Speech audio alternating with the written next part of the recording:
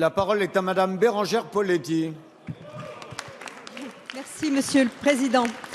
Mesdames et Messieurs les ministres, nous avons si souvent dit dans nos territoires notre satisfaction de voir des entreprises s'installer ou se développer et contribuer à la création d'emplois non délocalisables. Vous savez, ces entreprises dont nous avons besoin ici, en France, et dont le carnet de commandes ne peut se remplir que dans la proximité. Les entreprises du bâtiment et des travaux publics sont de celles-là.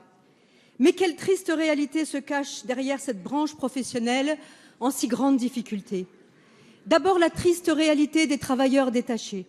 Certes, l'activité en tant que telle n'est pas délocalisable, mais des travailleurs étrangers, européens, viennent de plus en plus nombreux sur les chantiers. Ils n'ont pas les mêmes droits, pas les mêmes formations, pas les mêmes devoirs. Et pour eux, les cotisations sociales sont parfois très inférieures, car ce sont celles du pays d'origine qui s'appliquent. À cela s'ajoutent deux phénomènes qui précarisent encore plus ces entreprises, et notamment celles des travaux publics, qui dépendent à 70% de la commande publique. D'abord, la baisse des dotations drastiques des collectivités territoriales, qui de ce fait hésitent à engager des investissements. Ensuite, la réforme des collectivités territoriales qui, du coup, suspendent les projets dans l'attente de leur définition claire de leurs compétences. Le secteur des travaux publics enregistre en Champagne-Ardenne actuellement 10 fois moins de commandes pour le moyen terme. Alors, mesdames et messieurs les ministres, ces entreprises expriment actuellement une grande angoisse. Leurs salariés ont manifesté et vous ont alerté.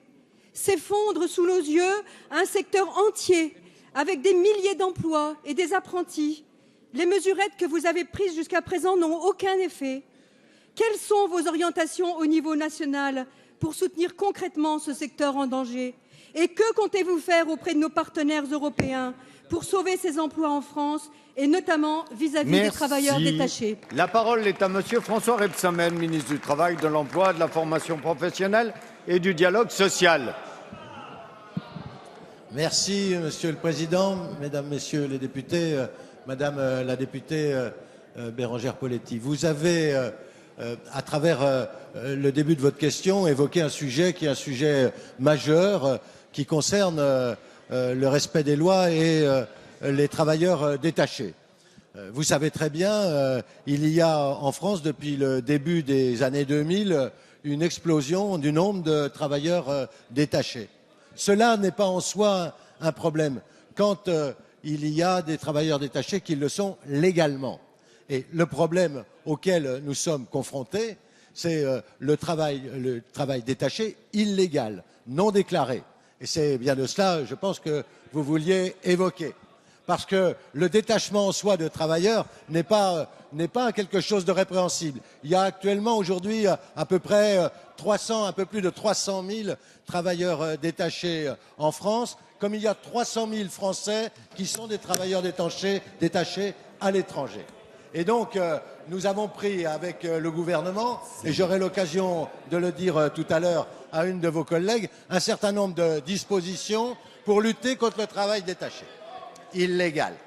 À cette occasion, vous avez fait le lien avec les difficultés que je ne nie pas et que le gouvernement ne nie pas, auxquelles sont confrontés les secteurs, notamment des travaux publics. En la matière, le Premier ministre est aujourd'hui en déplacement à travers la France pour signer des contrats de plan qui, justement, répondent aux engagements que vous attendez, à savoir la nécessité de poursuivre ces investissements qui sont nécessaires à notre pays. Et moi, j'ai confiance dans la renaissance de ce secteur à travers, notamment, tous les contrats de plan qui sont aujourd'hui engagés. Merci, Monsieur le ministre.